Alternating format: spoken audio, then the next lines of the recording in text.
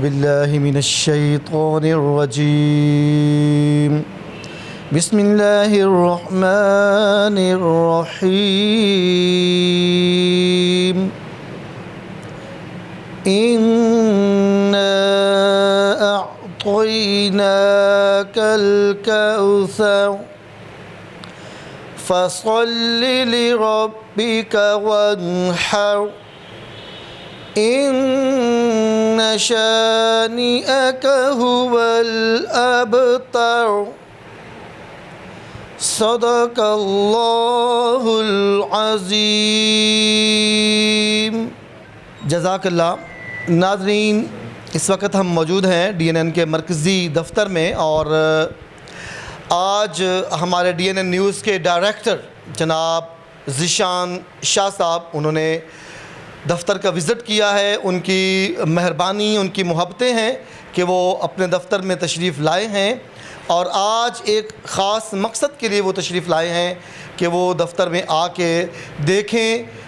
उनके विज़िट का जो मकसद है वो नाज़रीन इंशाल्लाह आपको हमारे senior anchor person, Punjabi programme ओहला के एंकर पर्सन जनाब आरिफ ख़ान साहब आपको उनके बारे में बताएंगे।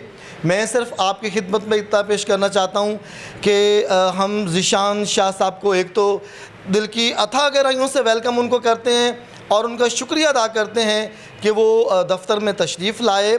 उनकी मोहब्बतें, उनके जो हम DNN न्यूज़ के साथ हैं, एक तो उनके पास बड़ा ओहदा है, डायरेक्टर हैं वो DNN न्यूज़ के, दूसरा उनकी मोहब्बतें वसीम साहब के साथ, हमारे चीफ़ एग्ज़ेक्टिव के साथ जो हैं वो आज हमने जो देखी, उनके लिए भी हम उनके तहे दिल से मशकूर हैं और इस पर भी हम उनका शुक्रिया अदा करते हैं। और अब बाकी प्रोग्राम के लिए मैं दरख्वास्त करूँगा जनाब आरिफ ख़ान साहब से कि वो तशरीफ़ लाएँ और प्रोग्राम का बाकी हिस्सा वो जारी रखें। जी, तमाम सज्जना ते मित्रों तुहाडा अपना मेज़बान आरिफ खान जी आए नूं आखदा। नाज़रीन, इस वेले मेरे नाल मौजूद ने जनाब ज़ीशान शाह साहब जिहड़े डायरैक्टर ने DNN दे और अज तशरीफ़ लियाए मरकज़ी दफ्तर दे विच। सब तो पहले असीं इन्हां नूं खुशामदीद कहंदे हां। अस्सलाम वालेकुम शाह साहब। जी वालेकुम अस्सलाम, बहुत मेहरबानी। शाह साहब, तुहानूं दिल दी गहराइयां नाल खुशामदीद कहंदे होए इस गल दा तवक्को दा इज़हार कर रहे हैं कि तुहाडा जिहड़ा अदारा है DNN न्यूज़, इस वेले साडा मुआशरा बहुत सारे समाजी मसाइल च घिरिया होया है और असीं तुहाडे कोल तवक्को रखने हैं कि तुहाडी क़यादत दे विच और तुहाडी इस डायरैक्शन दे विच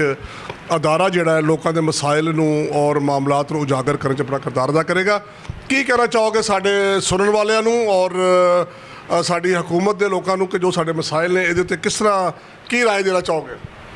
खान साहब, सब तो पहले तो बहुत मेहरबानी जनाब, तुसीं मैनूं इत्थे बुलाया।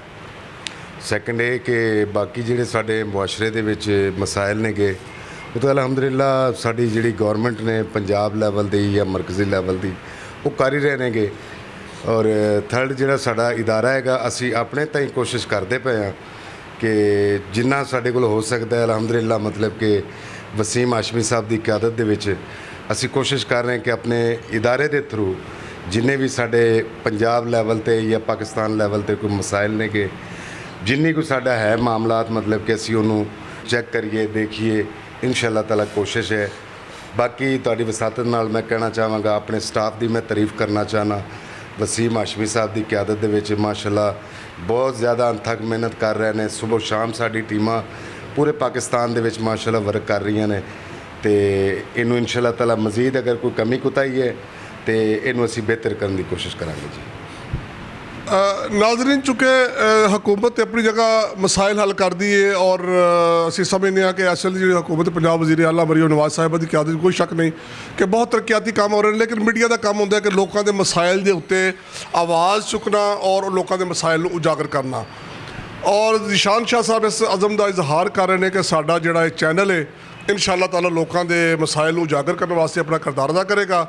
असी उम्मीद कर रहे हैं कि ज़ीशान शाह साहब की असी सुपरविजन दे विच लोगों के मसाइल नूं ज़्यादा अच्छे अंदाज दे नाल उजागर भी करांगे और जिहड़ी इन्हां दी आवाज़ है वो असी हकामे वाला तक पहुँचा कामयाब हो जावांगे।